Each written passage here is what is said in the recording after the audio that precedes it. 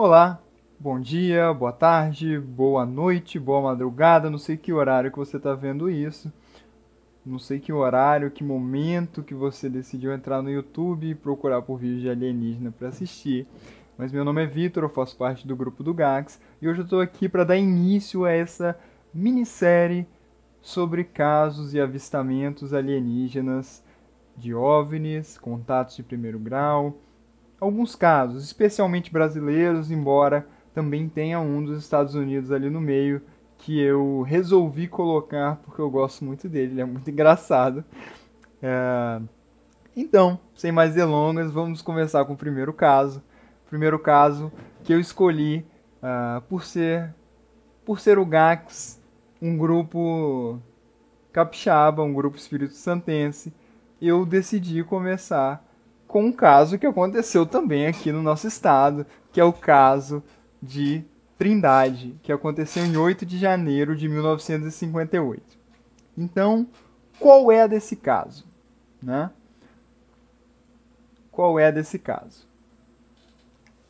Almiro Baraúna era um fotógrafo freelancer carioca que foi contratado nesse mesmo ano de 1958 para ir junto com a Marinha até a Ilha da Trindade, como vocês podem ver aí nesse mapinha. É uma ilha que fica partindo ali de Vitória, capital do Espírito Santo, aproximadamente 1.167 quilômetros mar adentro, e ele foi contratado para ir lá fazer algumas fotografias subaquáticas, submarinas, as quais ele sabia fazer, era especializado em fazer, e também para escrever alguns artigos sobre as atividades científicas que estavam sendo desenvolvidas pela Marinha naquele lugar. Atividades científicas relacionadas à meteorologia, geologia, oceanografia e coisas desse tipo. E o que narrava Almiro Baraúna? Lembro bem desse nome porque é o personagem principal da nossa história. Ele narrava que nesse dia, 8 de janeiro de 1958, estava ele no convés com mais uma porção de marinheiros ancorados junto da ilha de Trindade, quando começou um burburinho ali no convés do navio. Os marinheiros começaram a apontar para cima e falar: Olha lá, o que é aquilo lá? Vocês estão vendo? O que é aquilo lá? O que é aquilo lá? E aí todo mundo começou a olhar para o céu e tentar ver o que era aquilo. E aí começou aquela: Que isso? Uma nave? A nave?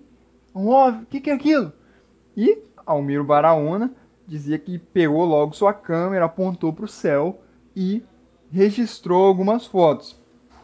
Fotos essas que foram 3 fotos, né? Essa é a Ilha de Trindade. Foram essas 3 fotos. Na verdade, ele dizia que bateu aproximadamente ali 5 fotos da nave, mas que só conseguiu pegar 3. Ele descrevia o trajeto da aeronave, da espaçonave, do suposto OVNI, como vindo do oceano em direção à ilha, passando por detrás do monte que tinha nessa ilha, e então voltando em direção ao oceano. E essas foram as 3 fotos completas e ampliadas que ele conseguiu tirar. Beleza, ele dizia que estava ali, todos esses marinheiros viram e tudo mais, e voltou eventualmente à terra, fotos reveladas em mãos, e aí começou a se espalhar, primeiro pelo Rio de Janeiro, se eu não me engano, de onde ele era, e onde esse mercado editorial era bastante forte, e aí saiu vendendo à torta e direita para revista, fora do país, dentro do país, vendeu para tudo quanto é canto, ganhou uma dinheirada, obviamente. Mas então, afinal, ok. Verdade ou fraude? Bom, nós temos fatos, nós temos argumentos que corroboram para isso ser verdade e argumentos que corroboram para isso tudo ser uma grande fraude. Bom, para ser fraude, nós podemos dizer que as tais testemunhas que Baraúna sempre disse, Baraúna, por sinal, ele sempre manteve os seus depoimentos sobre o caso muito constantes, sem alterar os fatos, algo que deu bastante credibilidade a ele até. Né? Sempre contava a mesma história, regradinha, certinha, desde o início. Porém, as tais 40 e poucas testemunhas entre marinheiros e alguns civis que Baraúna disse que havia no navio, nunca apareceram. Nunca apareceram. A maioria delas, inclusive, não foi divulgado seus nomes no relatório oficial da Marinha sobre aquela viagem, como geralmente é divulgado. Tais marinheiros, esse marinheiro de tal posto, esse marinheiro de tal posto, esse marinheiro de tal posto fizeram essa viagem até a Ilha da Trindade com o objetivo de tan, tan, e tan, e tan, e tan. Isso não foi divulgado. Isso não foi divulgado.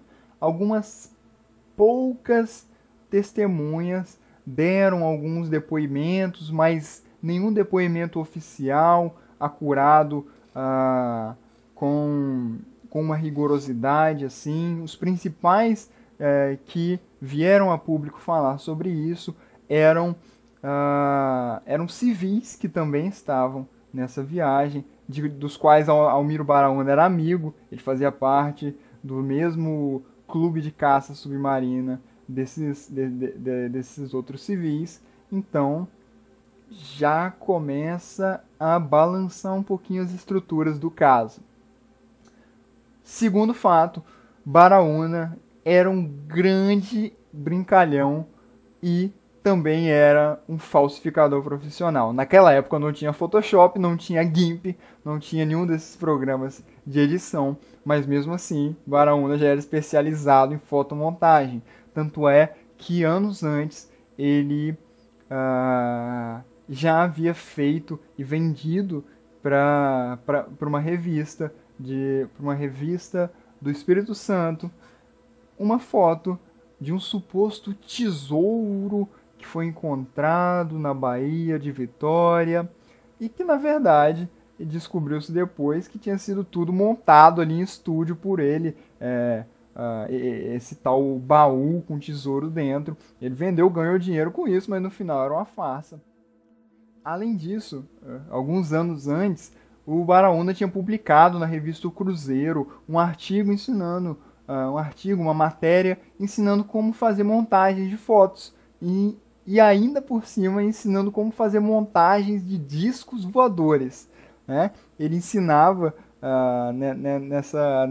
nessa revista com fichas da frota carioca, que eram essas fichas para entrar nas embarcações e tudo mais, como com essas coisas construir uma fotomontagem de uma nave espacial.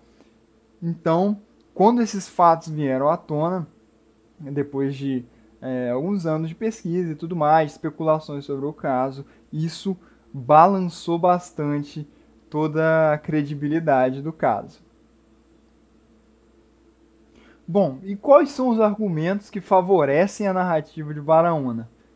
Bom, os testes laboratoriais conduzidos tanto pelo laboratório da Marinha quanto por um laboratório independente não acharam nada de errado com as fotos, não encontraram nenhum indício de fraude. Além disso, apesar de todas aquelas testemunhas descritas por Baraúna não terem aparecido, e também de não ter muitos relatos oficiais feitos com rigorosidade, houveram vários relatos e coisas ditas que surgiram assim, de pessoas que estavam na embarcação naquele dia, confirmando que de fato viram alguma coisa, que tinha alguma coisa ali, e que viram o Almiro Baraúna mirando a câmera para o céu e fotografando. Então, e aí, e agora? Verdade ou fraude? O que está acontecendo? Então, tudo ainda muito perdido e nebuloso, até que em janeiro de 2011, um sobrinho de Almiro Baraúna, um também fotógrafo, ele vem a público e numa entrevista conta tudo aquilo que ele sabia sobre esse caso, coisas que ele teria ouvido da boca do próprio Almiro Baraúna, já falecido em 2011, né? Já falecido. E o que ele contou?